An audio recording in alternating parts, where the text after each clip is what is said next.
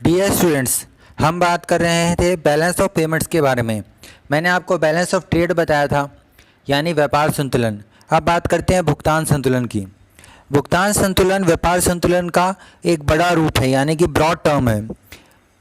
Balance of payments के अंदर वो सारी इकोनॉमिक ट्रांजैक्शंस आती हैं, चाहे वो पेमेंट्स हो, चाहे वो रिसीट्स हो, चाहे ट्रेड हो। इसमें विजिबल गुड्स और इनविजिबल गुड्स यानी कि दृश्यमान वस्तुएं या सेवाएं दोनों ही आती हैं।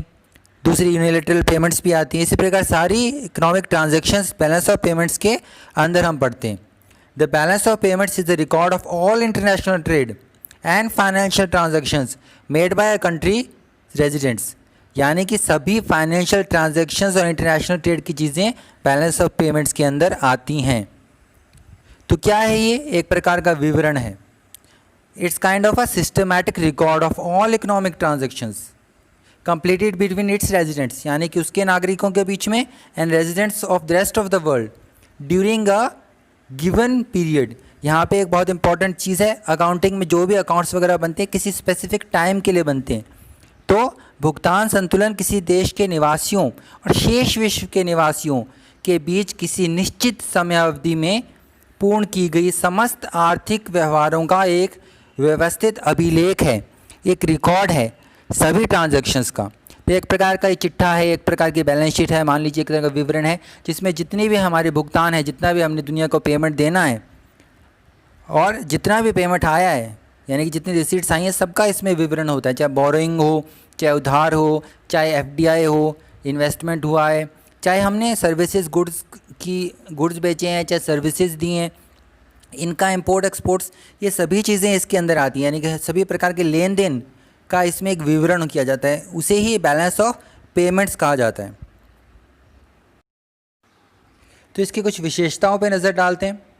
Systematic records of all economic transactions, यानी कि जितनी भी आर्थिक जो ट्रांजैक्शंस हैं उन सब का एक सिस्टमैटिक एक विवरण है, एक रिकॉर्ड है, एक प्रकार की बैलेंस शीट समझ लीजिए, एक प्रकार की एक ट्रांजैक्शंस की कॉपी पासबुक समझ लीजिए। जितने भी रिसीट्स हैं, पेमेंट्स हैं, उनके बीच में संबंध स्थापित करता है ये। जो इंपोर्ट है, एक्सपोर्ट है, जो बोरोइंग है, लेंडिंग है, और ये एक गिवन पीरियड ऑफ टाइम, यानी कि एक निश्चित समय अवधि के लिए होता है, जो जनरली क्या होती है, 1 साल की होती है। उसी के बीच में हम देखते हैं फेवरेबल है, अनफेवरेबल है, किस प्रकार का है। इसके अंदर इनविजिबल और विजिबल दोनों आइटम्स आती हैं। बैलेंस ऑफ ट्रेड के अंदर मैंने आपको स्पेसिफिकली बताया था, बैलेंस ऑफ ट्रेड के अंदर यानी कि व्यापार संतुलन के अंदर सिर्फ विजिबल यानी कि दृश्यमान वस्तुएं आती हैं, जिन्हें मर्चेंडाइज गुड्स भी कहते हैं। जो सामान पोर्ट्स पर यानी कि हार्बर पर, पोर्ट्स पर, एयरपोर्ट्स पर जो आता है जाता है शिप्स के माध्यम से, जिन्हें हम देख सकते हैं। दूसरी चीज़ें होती हैं इनविजिबल, जैसे कि सेवाएं या फिर यूनिलैटरल ट्रांसफ़र्स, यानी कि जो बिना किसी कंसिडरेशन के पे करते हैं, यानी कि रेमिटेंसेस होते हैं, बाहर से पैसा आता है, कोई एड आती है, बोरोइंग लैंडिंग होती है, ये सब चीज़ें हम देख नहीं सकते। ये सब चीज़ें इसके अंदर आती हैं, यानी कि बैलेंस ऑफ पेमेंट्स के अंदर आती हैं। कई जगह आप ये भी देखेंगे कि बैलेंस ऑफ ट्रेड के अंदर भी विजिबल और इनविजिबल दोनों चीज़ों को शामिल किया गया, यानी कि गुड्स एंड सर्विसेज को किया गया है। लेकिन इंडिया के कंसेप्ट में देखें या हम जिस तरीके से देखते हैं चीज़ों को, जनरली क्या होता है, सिर्फ visible goods he balance of trade के अंदर आते हैं। बैलेंस ऑफ पेमेंट्स के अंदर विजिबल और इनविजिबल गुड्स एंड सर्विसेज तो आती ही आती हैं, इसके साथ साथ बाकी चीज़ें भी आती हैं। अब बैलेंस ऑफ पेमेंट की एक और विशेषता है कि वो हमेशा बैलेंस में रहता है, क्योंकि क्या एक प्रकार का अकाउंट है जिसके अंदर दोनों ही साइड्स होती हैं, डेबिट क्रेडिट की। और अगर किसी प्रकार का उसमें डिसइक्विलिब्रियम आ जाता है, यानी कि एक साइड ज़्यादा बड़ी हो जाती है, दूसरी साइड से कम हो जाती है, तो दोनों को बैलेंस करने के लिए एक एडजस्टमेंट एंट्री कर दी जाती है, दोनों को एडजस्ट कर दिया जाता है। मान लीजिए करंट अकाउंट में अगर किसी प्रकार का डेफिसिट है तो कैपिटल अकाउंट से एडजस्ट किया जा सकता है। अगर कहीं भी दोनों साइड में कहीं पे भी डिफरेंस आ जाता है तो वो एडजस्ट किया जा सकता है दूसरी कॉरस्पॉन्डिंग एंट्रीज़ की वजह से, एडजस्टमेंट एंट्री की वजह से। यानी कि अकाउंटिंग सेंस में तो हमेशा बैलेंस ऑफ पेमेंट बैलेंस रहता है, लेकिन रियल सेंस में यानी कि सही मायने में अगर हम उन एडजस्टमेंट एंट्रीज़ को अगर अलग रखें तो वो अनफेवरेबल भी हो सकता है और फेवरेबल भी हो सकता है। तो अकाउंटिंग सेंस में आप देखिए कि बैलेंस ऑफ पेमेंट क्या है। जैसे कोई भी बैलेंस शीट होती है, चाहे वो कमज़ोर बैलेंस शीट हो, चाहे वो सही बैलेंस शीट हो, आप देखेंगे वो दोनों साइड से बैलेंस हो जाती है। लेकिन रियल सेंस में ज़रूरी नहीं है कि भारत की या किसी भी देश का अगर बैलेंस ऑफ पेमेंट बैलेंस में है अकाउंटिंग सेंस में तो उसकी स्थिति अच्छी है। वो हम आगे समझने का प्रयास करेंगे।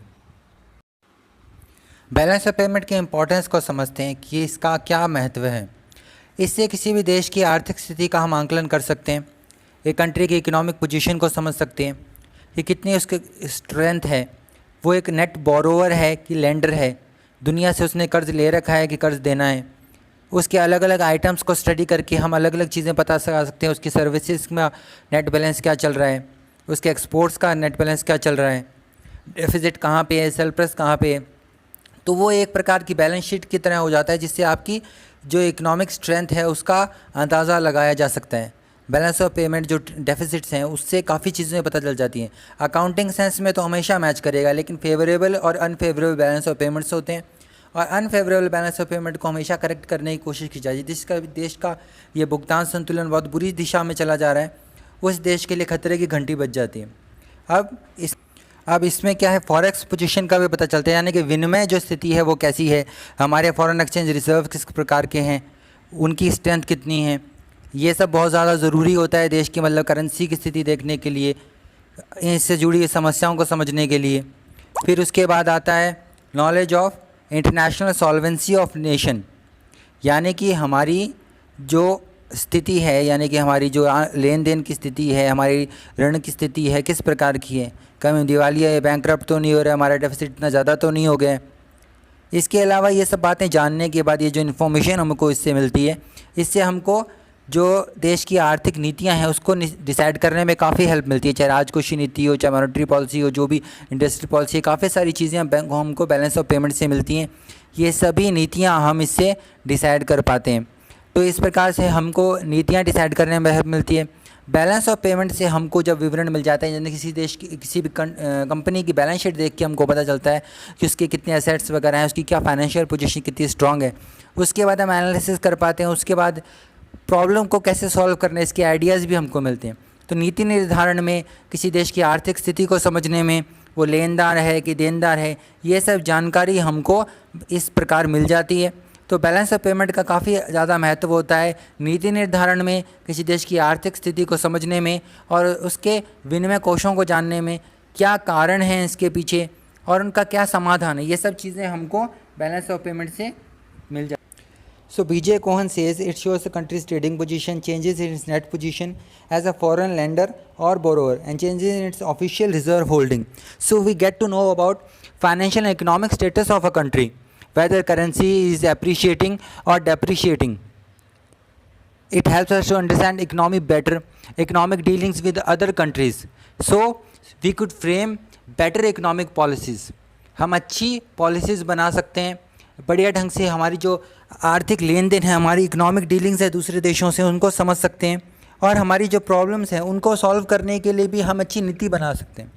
तो इसी प्रकार ये हमको कई चीज़ें बताती हैं, यानी कि पूरी तरह से आप कह सकते हैं जैसे बैलेंस शीट कंपनी के बारे में बताती है, वैसे बैलेंस ऑफ पेमेंट्स एक देश की आर्थिक स्थिति को अच्छे से बताती है। एक तरह का आईना हो जाता है कि किस प्रकार से हम कार्य कर रहे हैं।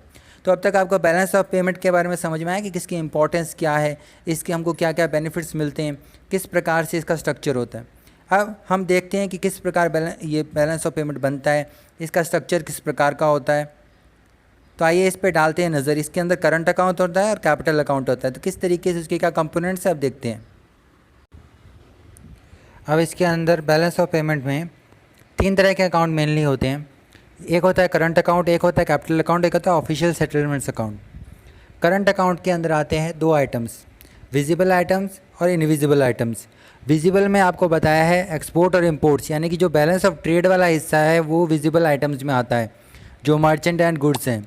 इसके अलावा आते हैं इनविजिबल आइटम्स। इनविजिबल आइटम्स में ट्रेड इन सर्विसेज होता है, जिसके अंदर बैंकिंग है, इंश्योरेंस है, शिपिंग है। ये जो इस तरह की सर्विसेज हैं, प्रोफेसर्स वगैरह जो एजुकेशनल सर्विसेज वगैरह प्रोवाइड करते हैं, ये सब सर्विसेज इसके अंदर आती हैं, सेवाएं इसके अंदर आती हैं। फिर इनकम वगैरह आती है, जैसे डिविडेंड वगैरह अगर बाहर कंपनियों से आ रहा है तो जो इन्वेस्टमेंट से इनकम आ रही होती है। फिर है यूनिलेटरल ट्रांसफ़र्स। यूनिलेटरल ट्रांसफ़र्स के अंदर जो जैसे मान लीजिए रेमिटेंसेस हैं, यानी कि कुछ मज़दूर हैं, वर्कर्स वगैरह जैसे विदेशों में काम करते हैं, तो वो भारत में अपना पैसा अपने परिवार वालों को भेजते हैं, कोई एड वगैरह आ रही है, ये सब चीज़ें यूनिलेटरल ट्रांसफ़र्स में आती हैं, या transfer without consideration. Payment without consideration, यानी कि एक ही तरफ से आती हैं, चाहे एड हो ट्रेड हो, वो इस तरीके से विदेशों से भारत में आती हैं। तो ये चीज़ें करंट अकाउंट के अंदर आती हैं। जब हम बात करते हैं कैपिटल अकाउंट की, तो उसका रिलेशन होता है कैपिटल इनफ्लोज से और आउटफ्लोज से। यहाँ पे ध्यान रखने वाली बात है कि करंट अकाउंट के अंदर जब एक्सपोर्ट हम करते हैं तो वो रिसिट साइड्स में आता है, यानी कि वो पॉजिटिव साइड में आता है। जब हम इंपोर्ट करते हैं तो डेबिट साइड में आता है, नेगेटिव साइड में आता है, पेमेंट्स की साइड में आता है, यानी कि इंपोर्ट कर रहे हैं तो पेमेंट कर रहे हैं। अब कैपिटल अकाउंट के अंदर जब हम पैसा बोरो करते हैं या हमारे यहाँ इन्वेस्टमेंट होती है तो वो रिसिट के अंदर आता है, पॉजिटिव माना जाता है, यानी कि बोरोइंग जो है वो पॉजिटिव जगह में आती है। जबकि हम लैंड करते हैं तो वो माइनस या नेगेटिव में जाती है, क्योंकि हमारा कैपिटल जो आउटफ्लो हो रहा है। तो यहाँ पे ध्यान रखने वाली बात है कि इंपोर्ट्स नेगेटिव हैं करंट अकाउंट में, लेकिन यहाँ पर बोरिंग जो आ रही है, इन्वेस्टमेंट जो आ रही है वो पॉजिटिव है, जबकि लैंडिंग नेगेटिव है। तो ये आप ध्यान रखें, बोरिंग लैंडिंग वगैरह इसके अंदर आती है। फिर आता है official reserve account. Official reserve account के अंदर गोल्ड, फॉरेन करेंसी, SDR है, स्पेशल ड्राइंग राइट्स है, हमारा जो रिज़र्व पोजीशन IMF के साथ, ऐसी चीज़ें ऑफिशियल रिज़र्व अकाउंट में आती हैं। तो इस तरीके से करंट अकाउंट होता है, कैपिटल अकाउंट होता है। करंट अकाउंट के आइटम्स बता दिए आपको। कैपिटल अकाउंट के अंदर कैपिटल इनफ्लो और आउटफ्लो डिस्कस किया जाता है, चाहे बोरोइंग से आए, चाहे निवेश से आए, चाहे हम बाहर करें। अब इसके अंदर जब इसके अलावा ऑफिशियल सेटलमेंट्स अकाउंट होता है, लेकिन अगर दोनों में कोई एरर रह जाए या दोनों में कोई कमी रह जाए तो एक ओमिशंस होता है इसके अंदर। एरर और ओमिशन से दोनों को बैलेंस कर दिया जाता है ताकि अकाउंटिंग सेंस में बैलेंस रहे।